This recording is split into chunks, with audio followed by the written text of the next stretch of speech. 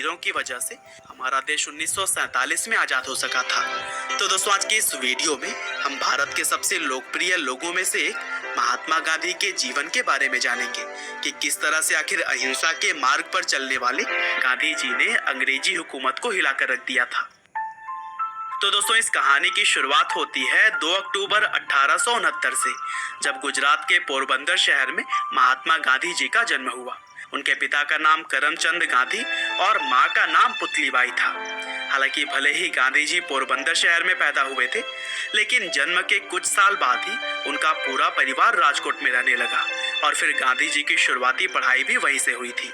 और दोस्तों, 9 साल की उम्र में पहली बार स्कूल जाने वाले गांधी जी शुरू से ही काफी शर्मीले थे और वह बचपन से ही किताबों को अपना दोस्त मानते थे। और फिर आगे चलकर महज 13 साल की उम्र में ही उनकी शादी उनसे 1 साल बड़ी लड़की कस्तूरबा से हो गई। दरअसल भारत में उस समय शादियां काफी छोटी उम्र में ही हो जाया करती थी। हालांकि आगे चलकर जब गांधी जी करीब 15 साल के थे, तब उनके पिता का निधन हो गया और फिर पिता के निधन के 1 साल बाद ही गांधी जी की पहली संतान भी हुई। लेकिन दुर्भाग्य से जन्म के कुछ समय बाद ही बच्चे की मृत्यु हो गई थी और इस तरह से गांधी जी के ऊपर मानो दुखों का पहाड़ टूट पड़ा हो। हालांकि इन कठिन परिस्थितियों में भी गांधी जी ने खुद को संभाला और फिर 1887 में अहमदाबाद से उन्होंने हाई स्कूल की पढ़ाई पूरी की और फिर आगे चलकर कॉलेज की पढ़ाई करने के बाद से मावजी दवे जोशी जी की सलाह पर गांधी जी ने लंदन जाकर लॉ की पढ़ाई की। हालांकि 1888 में गांधी जी दूसरी बार पिता बने और इसी वजह से उनकी मां नहीं चाहती थी कि वह अपने परिवार को छोड़कर कहीं दूर जाएं। लेकिन कैसे भी करके उन्होंने अपनी मां को मनाया और फिर 4 सितंबर 1888 को लंदन पढ़ाई के लिए वह चले गए और फिर 1891 में पढ़ाई पूरी करके वह अपने वतन भारत वापस आ गए। हालांकि विदेश में पढ़ाई करने के बावजूद भी भारत आने पर उन्हें नौकरी के लिए काफी भागा दौड़ी करनी पड़ी और फिर 1893 में टाटा अब्दुल्ला एंड कंपनी नाम के एक भारतीय कंपनी में उन्हें नौकरी मिली। हालांकि इस नौकरी के लिए उन्हें साउथ अफ्रीका जाना पड़ा था।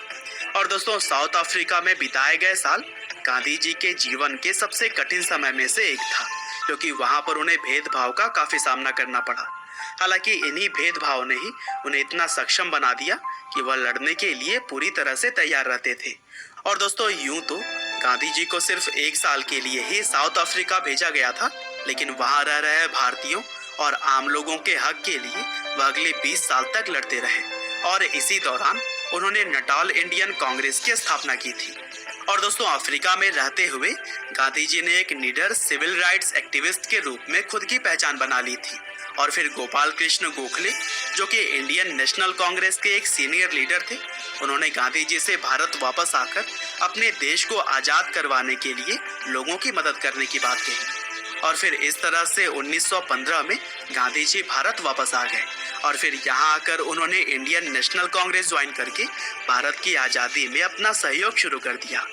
और दोस्तों, भारत के अंदर महज कुछ सालों में ही वह लोगों के चहेते बन गए और फिर अहिंसा के मार्ग पर चलते हुए उन्होंने भारत के लोगों में एकता की गांठ बांध दी। यहाँ तक कि उन्होंने अलग अलग धर्म और जात के लोगों को भी एक साथ लाने का काम किया।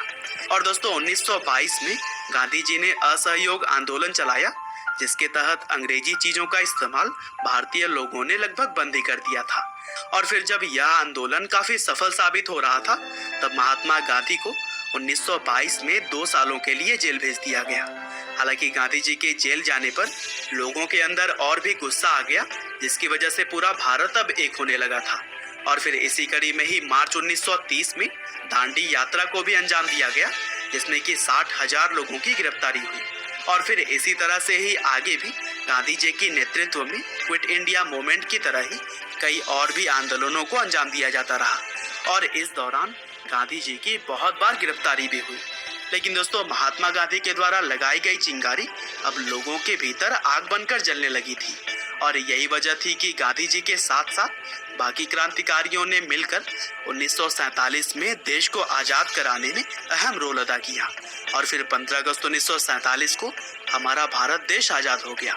हालांकि अभी देश के अंदर आजादी का जश्न चल ही रहा था, तभी 30 जनवरी 1948 को नाथूराम गोडसे ने गांधी जी की गोली मारकर हत्या कर दी और फिर इस घटना ने न सिर्फ देश में बल्कि पूरी दुनिया में ही शोक फैला दिया।